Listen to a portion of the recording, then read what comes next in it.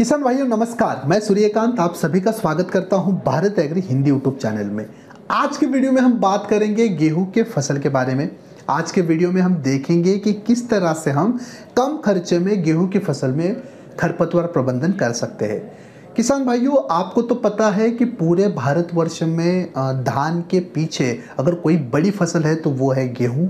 और गेहूं की फसल में अगर हम सही समय पे सही तरीके से खरपतवार प्रबंधन नहीं करते हैं तो गेहूं की फसल का लगभग 25 से लेकर 30% का नुकसान संभव है। इसलिए गेहूं की फसल में खरपतवार प्रबंधन करना बहुत ही आवश्यक है। आज के वीडियो में हम देखेंगे कि किस तरह से हम एक तरीके से गेहूं में खरपतवार प्रबंधन कर सकते हैं। इसके लिए मैं आपको अलग अलग तरीके बताऊंगा खरपतवार प्रबंधन के।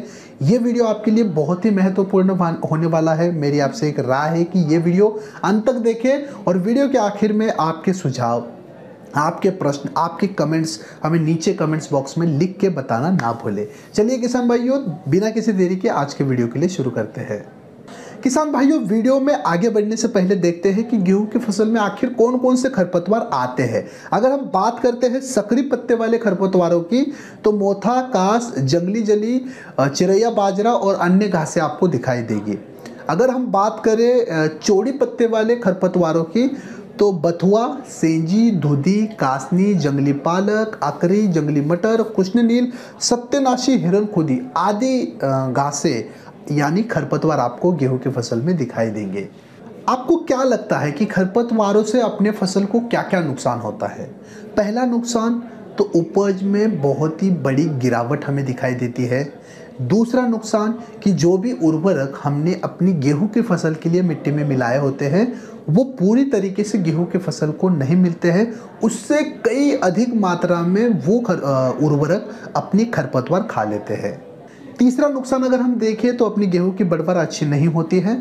और चौथा नुकसान अगर हम देखें तो गेहूं को बहुत ही ज़्यादा पानी देना होता है, क्योंकि जो खरपतवार अपने खेत में है वो सबसे ज़्यादा पानी पी लेते हैं। चलिए किसान भाइयों, मुख्य मुद्दे पे आते हैं और देखते हैं कि गेहूं की फसल में खरपतवार प्रबंधन के कौन से दो तरीके हैं। पहला तरीका है यांत्रिक विधि, जिसमें हम खेत की निराई गुड़ाई करते हैं और खरपतवार को खेत से बाहर निकालते हैं। दूसरा तरीका है खरपतवार नाशी का इस्तेमाल। इसमें भी दो तरीके से खरपतवार नाशी का इस्तेमाल किया जाता है।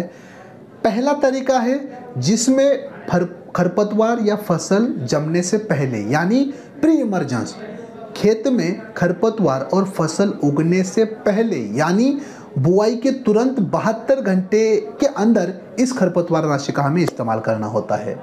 अब इसमें कौन सा खरपतवार नाशी आप इस्तेमाल कर सकते हो? यूपीएल कंपनी का दोस्त खरपतवार नाशी आता है, बहुत ही अच्छा खरपतवार नाशी है, जिसमें हमें पेंडामेथलिन 30% ईसी फॉर्मुलेशन में मिलता है। इसका लगभग 1000 से 1200 ml प्रति एकड़ के हिसाब से इस्तेमाल आप कर सकते हो। 200 लीटर पानी मिलाइए, आवश्यकता अनुसार आप पानी बढ़ा सकते हो और 1 एकड़ के लिए इसका अपनी मिट्टी के ऊपर छिड़काव कर सकते हो। ध्यान में रखना है बुआई के तुरंत 72 घंटों के अंदर हमें इसका इस्तेमाल करना है। अब बात करते हैं दूसरे प्रकार के खरपतवार नाशी की यानी पोस्ट इमर्जेंस। गेहूं की बुआई के लगभग 30 से 35 दिन के बाद इसका हमें इस्तेमाल करना होता है।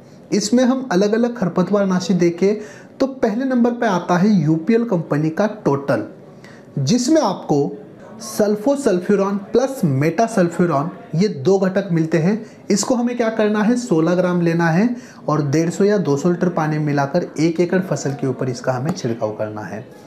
इसके बाद दूसरे नंबर पे आता है यूपीएल कंपनी का वेस्टा। इसमें इंग्रेडिएंट अगर हम देखें क्लोरिनोफॉप प्लस मेटासल्फ्यूरॉन, ये दो घटक, दो इंग्रेडिएंट हमें इस खरपतवार नाशी में मिलते हैं। इसकी मात्रा अगर हम देखें तो लगभग 160 ग्राम प्रति एकड़ के हिसाब से हमें गेहूं की फसल में इसका छिड़काव करना है।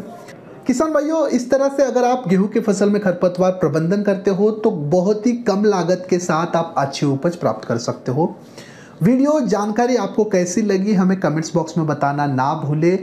गेहूं के बारे में यदि आपका और कोई भी प्रश्न है तो वो भी हमें कमेंट्स बॉक्स में बताएं, उसका जवाब हम अवश्य देंगे। चलिए किसान भाइयों, मिलते हैं एक नए वीडियो में, तब तक के लिए धन्यवाद।